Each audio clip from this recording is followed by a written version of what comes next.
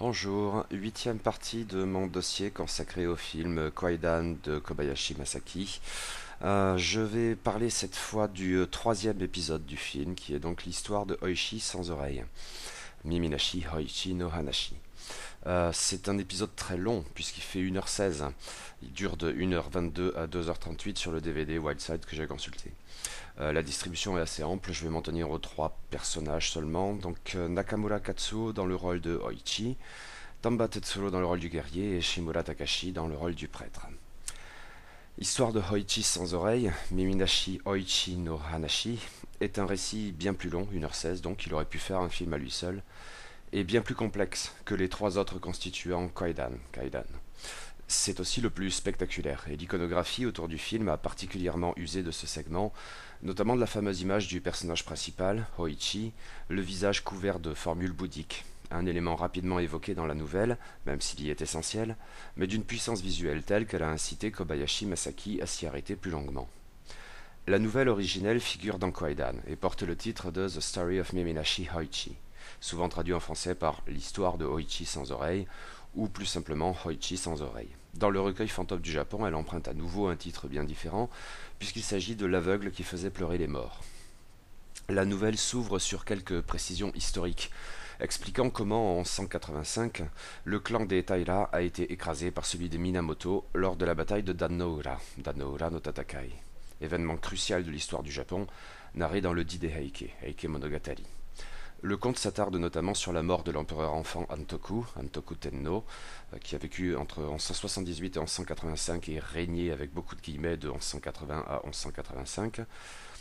L'empereur Antoku, donc noyé dans les bras de sa grand-mère Taira no Tokiko, en 126-1185, qui les avait précipités tous deux dans l'eau. Le conte explique alors que les esprits des Taira défunts, obnubilés par leur colère, hantaient depuis les parages du détroit de Shimonoseki, Kanmon Kaikyo. Un temple a été construit pour les apaiser, avec un cimetière honorant les morts, dont l'empereur Antoku, avec une sépulture symbolique conforme à son rang. Des siècles plus tard, le Dide Heike est toujours compté par ceux que l'on appelle les moines Biwa Hoshi, musiciens aveugles itinérants. Hoichi est un de ces artistes, un jeune homme aveugle et particulièrement brillant, mais pas moins réduit à la misère et la mendicité. Un prêtre qui admire son talent l'invite au temple qu'il administre, celui-là même qui a été construit pour apaiser les Heike défunts. Un soir, alors qu'il est seul au temple, le musicien aveugle est accosté par un homme au ton de guerrier qui lui dit que son seigneur, de passage dans la région, souhaiterait l'entendre jouer. Hoichi sait que l'on ne refuse pas ce genre d'invitation et suit le guerrier. Celui-ci le conduit auprès d'une assistance que le jeune aveugle devine nombreuse et de haut rang, qui lui demande de chanter le passage du Dide Heike consacré à la bataille de Dannoura, soit le moment le plus poignant du grand récit épique. Hoichi s'exécute avec son talent habituel. L'assistance séduite réclame qu'ils reviennent jouer tous les soirs pendant une semaine, le temps du séjour incognito de leur seigneur dans la région. C'est ce qui se produit, mais le prêtre apprend les absences nocturnes de Hoichi qui refuse de s'expliquer, on le lui a interdit. Suspicieux, il mandate des serviteurs pour tirer cela au clair, et la vérité se fait jour. Le jeune aveugle n'en a pas conscience, mais c'est au cimetière qu'il joue, pour les âmes des Taira défunts et de l'empereur enfant Antoku. Et le prêtre sait que pareille histoire finira mal. Les fantômes finiront par tuer le jeune musicien. Il faut le sauver. Son assistant et lui-même peignent sur tout le corps du jeune homme des formules des sutras qui auront pour vertu de rendre Hoichi invisible aux yeux des spectres. Las, ils oublient les oreilles, qui demeurent visibles aux guerriers faisant office d'émissaires pour les Heike défunts. Pour ne pas rentrer les mains vides, il arrache ses oreilles qui flottent dans le vide. Hoichi est libéré de son ensorcellement au prix de ses oreilles. Il demeure un artiste accompli et admiré, mais dès lors on ne l'appelle plus que Miminashi Hoichi, Hoichi le sans-oreille.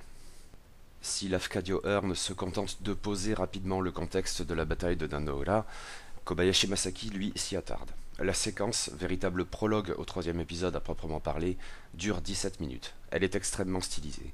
En dehors de quelques extérieurs qui ne consistent qu'en flux et reflux des vagues sur le rivage rocheux, la bataille navale en elle-même est reconstituée en intérieur, avec des décors peints minimalistes dans des teintes orangées. Ces séquences filmées alternent avec des vues sur des peintures qui donnent tout d'abord l'impression d'anciens emaki, tels qu'il en existe qui narrent le Didaike, mais à y regarder de plus près, ils sont de facture bien autrement moderne, même si dans un esprit assez proche. Nous y reviendrons dans le dernier chapitre.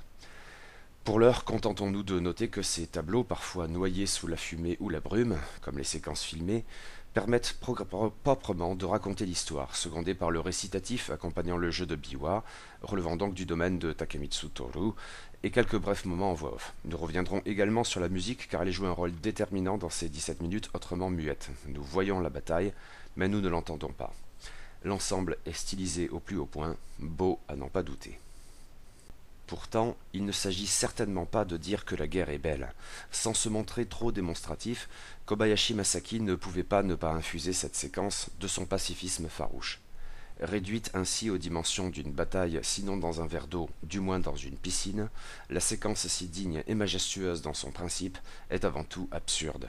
Les armures sont belles, mais les traits des guerriers sont défigurés par la folie et la haine, qu'incarne au premier chef dans ce récit le personnage de Taira no Noritsune, en 160-185.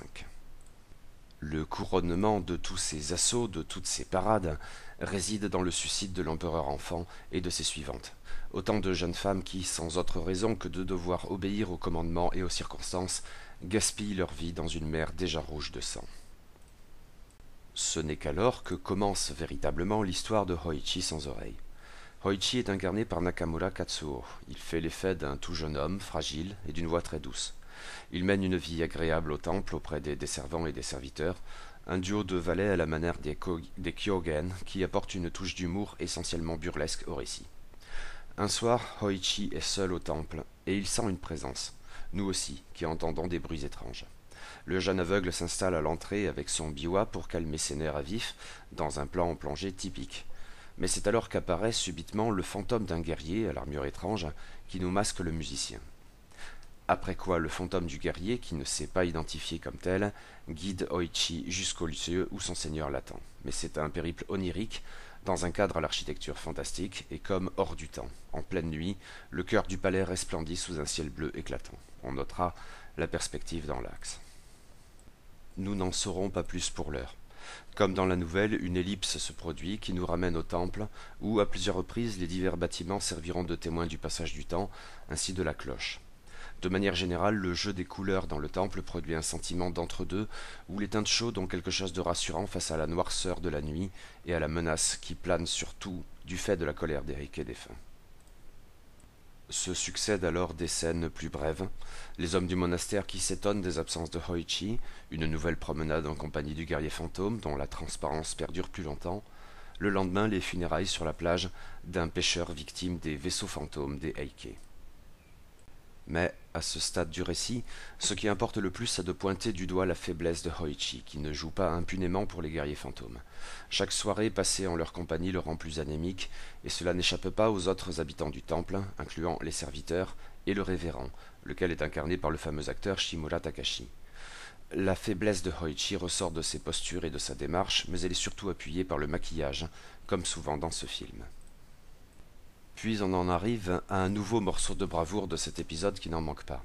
Tandis qu'une tempête fait rage, Hoichi, qui ne tient pas compte des avertissements du prêtre, car il est ensorcelé, joue une fois de plus devant les Heike. Mais cette fois nous allons assister à la représentation et enfin voir l'assistance. Et nous voyons aussi, à l'extérieur, les deux serviteurs découvrir la vérité quant à l'endroit où se rend le musicien chaque nuit, le cimetière. Leurs errances dans la tempête au milieu des tombes ne manquent pas d'un certain cachet gothique, mais tandis qu'ils s'approchent de la tombe de l'empereur Hantoku et donc du lieu de la représentation, la tempête cesse pour eux également, car c'est à la lisière d'un autre monde qu'ils se trouvent, un monde qui, dans un premier temps, demeure toujours aussi resplendissant, quoique le musicien aveugle ne puisse s'en rendre compte. Mais si Hoichi ne peut rien voir de tout cela, le spectateur, lui, le peut, et se succèdent devant ses yeux des plans très riches, détaillant l'assistance des Heike défunts autour de l'empereur enfant Hantoku. Là encore, on peut relever que la composition des images prend bien soin d'établir un effet de symétrie du fait de la perspective dans l'axe, un trait qui revient alors très souvent. L'assistance fantomatique est déjà assez étrange en tant que telle, mais la salle où joue Hoichi ne l'est pas moins. Le musicien aveugle a pris place seul sur une sorte de plateforme, entourée d'une texture blanche que l'on n'identifie tout d'abord pas très bien. Il s'avère bientôt qu'il s'agit de brume et on comprend alors que c'est bien d'une plateforme qu'il s'agit, au milieu d'un bassin relativement profond et qui le sépare totalement de la sorte de l'ensemble de ses spectateurs défunts, même s'il se trouve des guerriers dans son dos.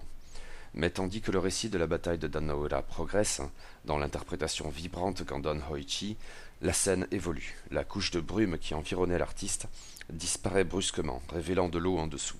Ce sont l'eau et la brume qui qualifiaient la bataille dans le prologue à l'épisode. Car au récit de Hoichi, la scène entière change. Les échos de la bataille se mutent en flammes, le cadre presque paradisiaque de l'assemblée des Heike, assistant à la représentation dans un palais élégant, harmonieusement vêtu et appréciant à sa juste valeur le ciel bleu, se mue subitement en un enfer de feu et de sang qui rappelle certains rouleaux illustrés et maquis, et peut-être aussi la fameuse nouvelle d'Akutagawa Ryunosuke, Figures infernales, Jigoku-hen, consacrée à ce genre d'illustration très spécifique. On notera que Noritsune réapparaît ici de manière significative. Mais cet enfer-là est trop métaphorique. Le chant de Hoichi recrée la bataille de Dan-no-ura, et c'est cet enfer-ci qui est véritablement celui des Heike défunts. Groupés autour de l'empereur enfant Antoku, les guerriers comme les dames prennent la pose sur la scène d'une manière extrêmement stylisée, mais il n'en ressort que davantage qu'ils ont les pieds dans les cadavres, nouvelle manifestation de l'antimilitarisme de Kobayashi Masaki. La vaine gloriole du récit épique de leur souffrance, qu'ils rejouent sans cesse, ne change cependant rien à la véritable nature des personnages qui se montrent ainsi sur une scène de théâtre. Un effet de fondu dessine les tombes derrière les spectres.